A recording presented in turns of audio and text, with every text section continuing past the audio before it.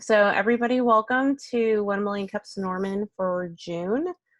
Uh, May seemed to go by fairly fast, which was nice considering March had like 100 days in it.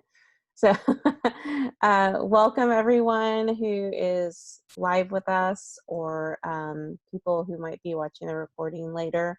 As our usual, we have two awesome companies who are going to be presenting today that are here in the local area. So we're excited that everyone can kind of join us in their own way. So if you are able to, please download the 1 Million Cups app. This is a great way, one, to check in so that we can report our numbers back to the Kauffman Foundation, which is the organization that helps to fund 1 Million Cups. You could also provide feedback to our speakers via the app and see a number of other things that are happening in the community.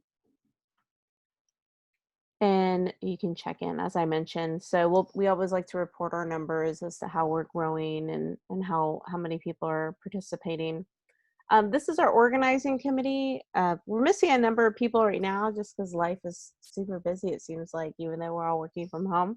But we want to thank all of our organizing committee members. We also have some great sponsors, Norman Economic Development Coalition. We're talking, the one that gave us fruit in our game. I'm going to mute you, Is your Joe. meeting? She's going to be like, oh no, I've stopped. Oh, hold on. These slides like to jump on their own. So we have more Norman Technology, Norman Arts Council, and Day Creative. So thank you to Day Creative. Tasha has been a lot of help in helping us to organize the Eventbrite element of getting everyone connected, as well as making sure that we're promoting on social media. So today's first presentation, and for anyone who might be new, I think most people are familiar. The way that we have it set up is we'll have a company present for about 6 to 8 minutes. They'll talk about their story, how they decided to start this business, where they're going, and how the community can support them. And then we'll have about 10 to 15 minutes, depending on time, of question and answer from the community. So I encourage you to think of any questions you might have for our local businesses. So our first business is Red and West, and we have Will Bowersox, who will be presenting on his company. He is an OU alumni, so he is from the community, and I will let him take it from there. Hey, good morning. Thanks a lot for the time. And, I know there's a lot of more important things going on in the world than a fledgling game day apparel company, but I appreciate the opportunity to tell my story. So just quick background, I'm an OU grad from 2010. One of the things I studied was entrepreneurship, and what gets drilled into you in that program is, do something that you're passionate about. So I tried a number of other, side projects before I realized that this is what I was passionate about, and I wanted to try to make an OU game day apparel line. So if you want to roll to the next slide. Somewhere along the way, I read a quote that when you love something, you see its flaws, but you keep loving it in spite of them. And I haven't really figured this out yet, but I've always felt that team apparel is a way that fans can actualize or visualize their inward relationship with their sports team, which reminds me of another quote about sports teams, which is they don't love you back. But anyway, when I'm in Norman, I've always loved going to the different campus corner stores to see, the different apparel designs that are getting rolled out by the big brands. And eventually I just got to a point where I thought that I could contribute to the space. And so, without really having any formal background, I started looking at other brand concepts at other schools to understand the different business and licensing models that are out there. I spent a lot of time talking to OU's licensing office, and I started sourcing samples from apparel manufacturers. I think I talked to 25 or 30 different apparel manufacturers, and I went through 4 to 5 different rounds of sampling before we settled on one and placed an order. We took product photos on the north side of the library, and we're about to launch. So originally there was a version of Red and West that sold a non-trademarked game day polo. But through working with OU, we were able to get Hold on real permission. quick. Will, I'm going to fix the PowerPoint because it keeps moving forward, but keep talking. Yeah, thanks. Yeah, so there was a version where we were going to sell a non-trademarked polo, but through working with OU, we were able to get permission to sell a licensed design. So, there were different variations of the business model, and I would say that this product for us was always our white whale. It was always the one we were most excited to sell, regardless of our business model. But I can also say that, to roll the Moby Dick analogy forward, this product is also very much, it's almost been the death of me. So it's been a lot of work. So going to the next slide for real this time, what does the business look like as of today? There's two partners, myself and a partner, and then really there's kind of an unofficial third partner because my wife is very, very involved with me as both a strategic and design partner. We online only, 100% online retail, and right now I'm doing all the fulfillment myself out of my guest bedroom.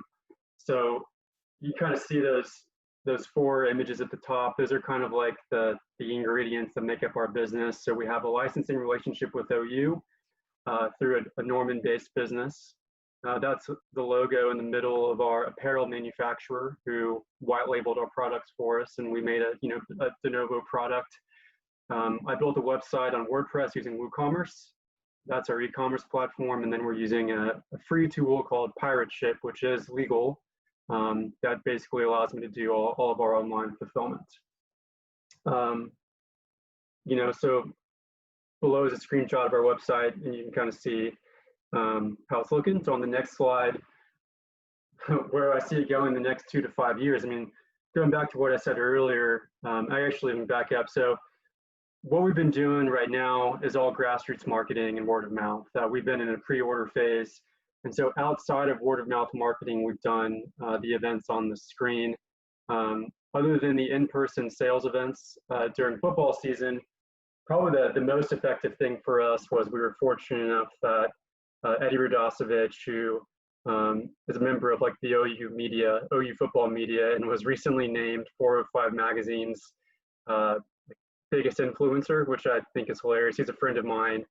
And so out of the blue one day, he tweeted this tweet that I screenshotted, and that drove a lot of traffic and a lot of pre-orders. But as far as where I see the business going in the next 2 to 5 years, there's a number of other brands at different universities that I looked at to try to figure out, the business model, and exploring those certainly gives me the confidence that the OU fan base and the passion for its sports teams is strong enough to support a new independent brand in my product niche that is only going to focus on serving 1 to 2 fan base as well. So my goal is to become a full-fledged lifestyle brand with enough sales volume to support me doing this full time. And what probably needs the most refining or adapting by me moving forward is my approach to both the business and the licensing model. And so kind of keeping the same framework of the ingredients of the business, working with the licensing department it presents a lot of pros and cons, and some of the challenges really impact my margins. And so, moving forward, I probably need to adapt into an unlicensed but non-infringing business model. And so, the ingredients will kind of shift a little bit to where instead of I'm working with a licensing group and in my own manufacturer, I'm just going to be buying wholesale from existing brands, but then still running an e-commerce platform and distributing through Pirate Ship. And so I've screenshotted a brand that kind of fits that model from another school. So Curly Tail is a brand that focuses on, we'll say, the Fayetteville market. And so there's a business model there that I can roll forward to Norman. So doing that carefully and finding a way to not violate existing trademarks is the next iteration for me. And then kind of wrapping up how the community can support the venture. Well, like I said, I really appreciate the opportunity to come tell the story. For me, it's pretty straightforward. I just trying to spread the word so people are interested. Visit the site, sign up for the email list. hopefully at some point I can get to a place where I'm not doing the fulfillment for myself. So ideas for a good, affordable third-party logistics firm would be great. And then I'm gonna turn on inventory here pretty soon. We're almost done fulfilling our pre-orders, so not to be shameless about it, but if you like the shirt, please buy one. But obviously it's about more than sales. So that's a quick and dirty on our background and where we hope to go. And I'll just kind of pause and await any questions. Thank you so much, Will, for dealing with the possessed PowerPoint slides that I appear get it. to I want get to it. move no matter what I do. So thank you again so much for presenting. And you're wearing the polo, your initial polo that you Indeed. started off with. So, Yeah. um, so first question, and you kind of mentioned this at the very end, was how the community could help you in your process, kind of beyond just the headaches that you've gone through and what you're wanting to do. You mentioned moving logistics outside of your home. Are there any other areas that you feel like it would be helpful to get advice or support or anything else from the community?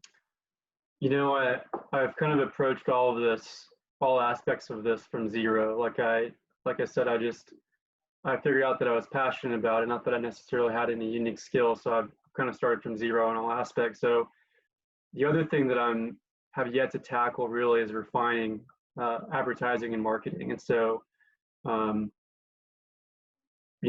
getting feedback on how to do that effectively, I'm going to have to do a lot of online advertising probably. And don't know, certainly we all get a lot of those in our current feeds, but if anyone has feedback on or ideas on how to do that well, I'm definitely all ears, because that's kind of a known unknown for me. I saw Matt nodding his head, and he owns Stay Creative. I don't know, Matt, if you've seen any, mostly with everything that's happened with COVID, any trends or observations in marketing, apparel, or even just products right now that might be helpful. Well, I mean, I think most people, myself included at the moment, we're all home. And so it's a wonderful time to create a strategy and begin executing on regular social media forums. Eddie Radosevich is a really hilarious story, but that's a great model of like, who else could you partner with? Some of the sports stock stations, what other businesses that already have a presence could you reach out to? I don't know if you considered selling your shirts like in some of the campus corner retail, something like that, in addition to doing social media related posts. And that way you can leverage their followings as well, because sometimes it's hard to like start a brand from scratch. I'm sure you're fully aware of that right now, but like, can I get some head starts or hands up into other communities to help them out? Does that make sense? Yeah, definitely. It's good feedback. I'll have to spend some more time trying to figure out if I can partner with some of the existing stores to do like a consignment deal. I can't wholesale. My margins don't really support it, and that's so I'm 100% online, not only because of coronavirus, but like I said, the licensing fee component doesn't really make selling into a wholesale channel sustainable right now. But that doesn't mean that I can't reach out to some of these retailers and see if there's another way to go about working with them. But it's definitely good feedback. Well, and I wonder too, like there's a buddy of mine, Brad, who owns a t-shirt shop here, and he has a license. So I wonder if there might be some opportunity for you to maybe approach somebody like him that already has a licensing piece of it, work out some sort of arrangement where you use his license to be able to sell in exchange for something. So maybe something where you can cut the cost of that license out, if that's a big hindrance to grow that way too. So yeah, certainly I'm open to that. I would love to just kind of brainstorm with them and see if there's a way to make it work. What other questions do we have?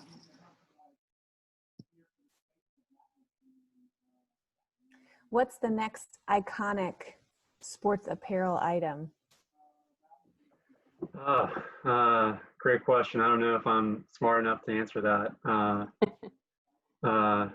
Hopefully hopefully it stays game day polos.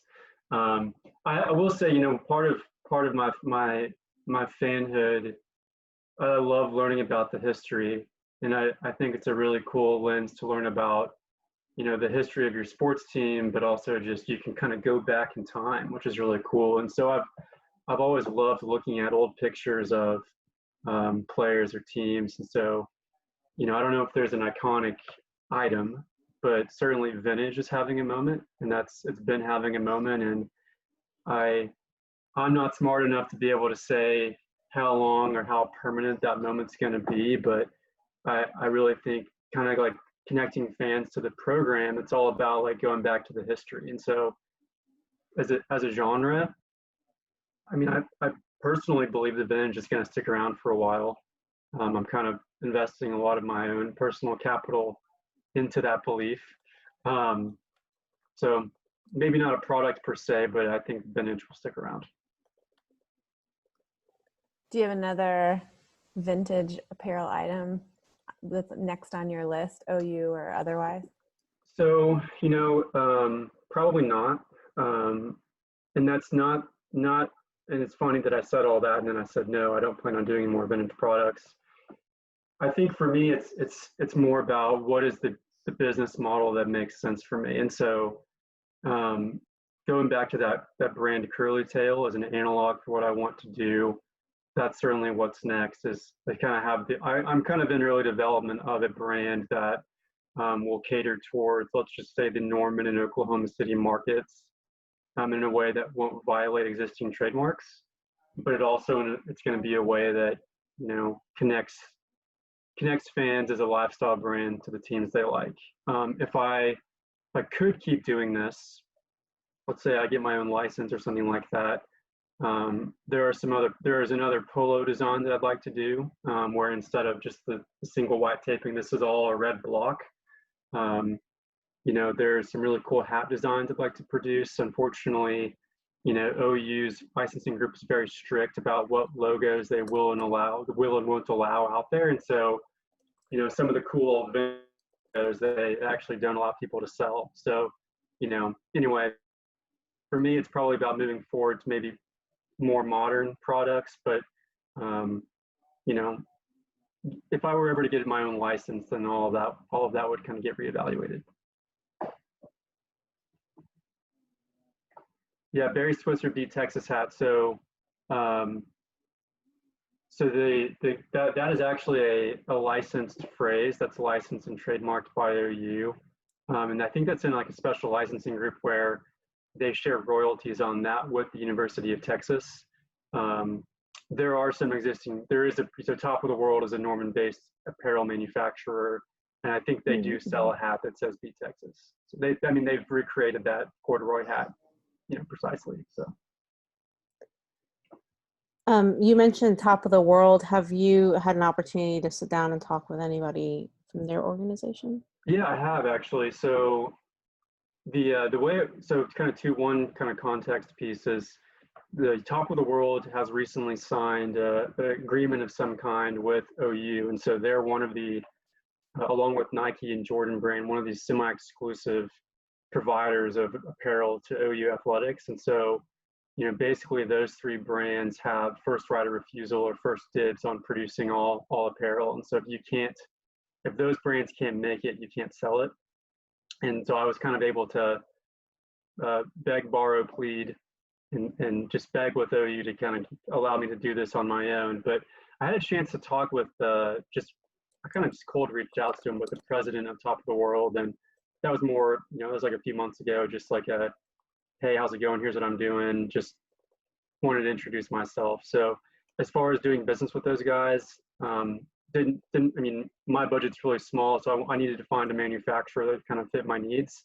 But just as far as general friendliness and relationship, I've been able to talk to them. Yeah, they were very nice.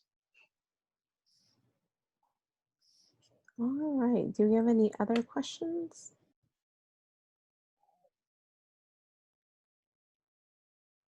Well, thanks again for the time. Like I said, I really appreciate the chance to tell the story. Thank you so much. Well, So again, look into the site, share it with people. This might be a fun opportunity to actually maybe crowdsource what the next one might be, right? See what people are wanting to do. So, so yeah. So we have our next presentation, but I hate to do this. Our pro account was not updated for 1 million cups. Of course it wasn't, right? So what I want to do is